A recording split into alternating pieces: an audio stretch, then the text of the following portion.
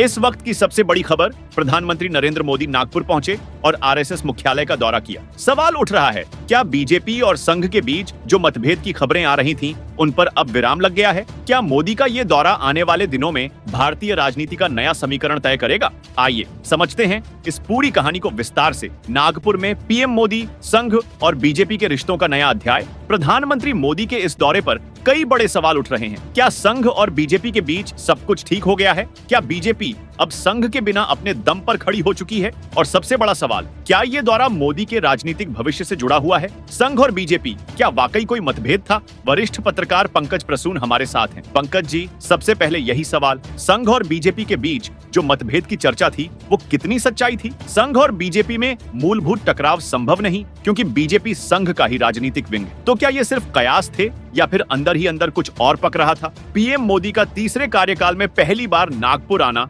क्या संकेत दे रहा है? अब जरा इस पहलू को समझिए। प्रधानमंत्री मोदी अपने पहले और दूसरे कार्यकाल में नागपुर नहीं गए, लेकिन अब जब बीजेपी की लोकसभा सीटें कम हुई हैं, तब संघ मुख्यालय पहुंचना क्या बताता है? क्या ये एक संकेत है कि बीजेपी और संघ के रिश्तों को फिर से मजबूत किया जा रहा है? बीजेपी अध्यक्ष जेपी नड्डा का बयान, क्या इसी वजह से हुआ दौरा? चलिए आपको याद दिलाते हैं कि लोकसभा चुनाव के दौरान बीजेपी अध्यक्ष जेपी नड्डा ने कहा था, अब हमें संघ की जरूरत नहीं है, हम खुद काफी मजबूत हो चुके हैं। क्या ये बयान संघ को पसंद नहीं आया? और अब नरेंद्र मोदी के इस दौरे से क्या ये संकेत मिल रहा है कि सब कुछ ठीक करने की कोशिश हो रही है? 75 साल की उम्र का नियम क्या मोदी पर भी लागू होगा?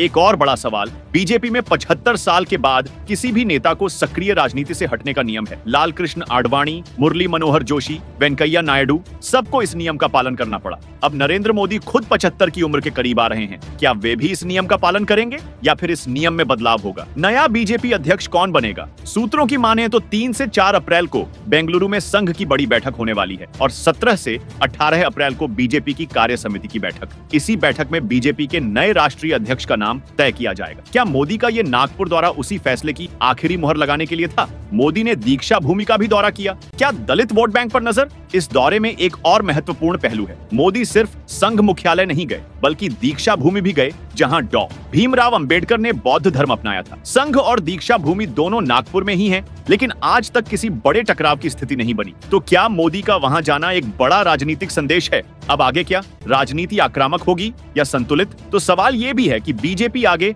और आक्रामक राजनीति करेगी या फिर संतुलन साधेगी? ईद और होली जैसे त्योहारों पर अक्सर बीजेपी सरकारों पर आरोप लगते हैं कि एक समुदाय को सख्ती झेलनी पड़ती है, जबकि दूसरे को रियायतें मिलती हैं। क्या इस मुद्दे पर भी इस बैठक में चर्चा हुई होगी? क्या बदलेगी राजनीति की दिशा? तो कुल मिलाकर नरेंद्र मोदी का ये नागपुर दौरा सिर्फ एक साधारण यात्रा नहीं है, ये बीजेपी और संघ के रिश्तों की नई दिशा तय कर सकता है। आने वाले दिनों में क्या बीजेपी की रणनीति में बदलाव देखने को मिलेगा? क्या संघ और बीजेपी के रिश्ते और मजबूत होंगे? और क्या मोदी अपने ही बनाए 75 साल के नियम का पालन करेंगे? इन सब सवालों के जवाब तो आने वाला वक्त ही देगा। लेकिन आपकी क्या राय है? क्या बीजेपी और संघ के बीच सब कुछ अब ठीक हो चुका है? हमें कमेंट करके जरूर बताएं। Subscribe now and press the bell icon.